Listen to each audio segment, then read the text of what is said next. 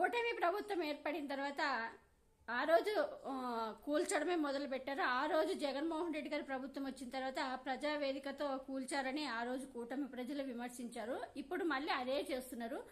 ఆ రోజు జగన్మోహన్ రెడ్డి గారు ఒకవేళ కూల్చడం అది అక్రమంగా నిర్మించారు కాబట్టి కూల్చారు. కానీ ఇక్కడ జగన్మోహన్ రెడ్డి గారు మీరు కూలుస్తున్నది అక్రమంగా ఒకవేళ కట్టింటే కూల్చడంలో తప్పులేదు. కానీ ఆల్రెడీ పర్మిషన్లు తీసుకొని ఆల్రెడీ పూర్తయిన వాటిని కట్టడం కూల్చడం అనేది చాలా తప్పు. అంతేకాదు ఒకవేళ ప్రజావేదిక ఆల్రెడీ కంప్లీట్ అయింది, జగన్మోహన్ రెడ్డి గారు కూల్చారంటే అది అక్రమంగా పర్మిషన్ లేకోకుండా అది ఒక నదీ పరివాహక కేంద్రం పక్కన కట్టడం అనేది తప్పు కాబట్టి జగన్మోహన్ రెడ్డి గారు దాన్ని కూల్చారు. దాన్ని ఇంకొకసారి అలా చేయకూడదనే ఉద్దేశంతోనే మొత్తం అక్కడుండే వాటికి కూడా నోటీసులు ఇచ్చారు. కూల్చాలని చేస్తే వాళ్ళు కోర్టుకు వెళ్ళి తెచ్చుకున్నారు, పర్మిషన్ తెచ్చుకున్నారు కూల్చుకోకుండా. కానీ ఇలా చంద్రబాబు నాయుడు మాత్రము కూటమి ప్రభుత్వం ఏర్పడిన తర్వాత ప్రజల గురించి ఇచ్చిన హామీల గురించి ఆలోచించకుండా వైఎస్ఆర్సీపీ పార్టీ ఆఫీసులను కూల్చడమే మొదలు పెట్టారంటే ఇంకా మీ ప్రభుత్వం అంతా ఇలాగే ఇంకా ఈ 5 ఏళ్ళు ఇలాగే కూల్చడమే మొదలు పెడతారో తెలియడం లేదు. మరి ఎందుకు ఇలా చేస్తున్నారో తెలియడం, అంటే వాళ్ళు జగన్మోహన్ రెడ్డి గారు చేశారు కాబట్టి నేను చేస్తున్నా, జగన్మోహన్ రెడ్డి గారు చేసిన దానికి మీరు చేసేదానికి చాలా తేడా ఉంది. అది ప్రజలు కూడా గమనిస్తున్నారు. ఎందుకంటే మీరు చేస్తున్నది ఆల్రెడీ పర్మిషన్ తీసుకుని కట్టిన బిల్డింగ్ కూల్స్తున్నారు.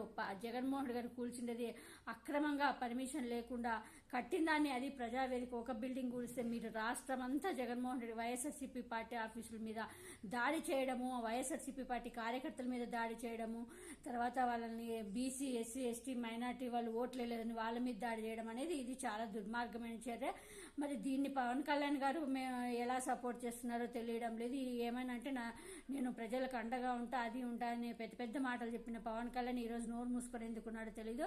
కానీ చంద్రబాబు నాయుడు ఈ 5 ఏళ్ళు మీ ఆటలు సాగుతాయి. ఎవరు మీకు ఎందుకంటే మీరు ఎలా మీరు తెచ్చిన జీవోనే మీరే 2014 నుంచి 19 వరకు మీరు ఎన్ని టీడీపీ ఆఫీసులకి ఎన్ని రోజులు 10,000 20,000కి వేల కోట్ల 50 కోట్లు 100 కోట్లు విలువ చేసే భూముల్ని మీరు 20,000కి 30,000కి లీజ్కి తీసుకొని సంవత్సరం అంటే 99 ఇయర్స్ మీరు లీజుకి తీసుకోవడం అనేది మర్చిపోతే మీరు తెచ్చిన జీవోనే 2014 నుంచి 19 వరకు మీరు తెచ్చిన జీవోనే ఆ రోజు జగన్మోహన్ రెడ్డి గారు ఫాలో అయ్యి వాళ్ళ ఆఫీసులకి వాళ్ళు తీసుకున్నట్టు తెలుస్తూ ఉంది. ఇక్కడ మీరు తెచ్చిన జీవోనే కదా, మీరే కదా ఫస్ట్ స్టార్ట్ చేసింది ఇది.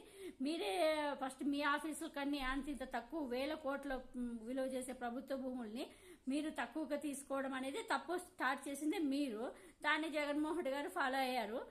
ఇప్పుడు మళ్ళీ వాటిని మీరు అధికారంలోకి మీరు గులుస్తారు, నెక్స్ట్ జగన్మోహన్ రెడ్డి గారు వచ్చినాక మళ్ళీ ఆయన గులుస్తాడు. ఇదే పనేనా మీరు ప్రజల గురించి ఆలోచించేది? ఇలా ఉండదు.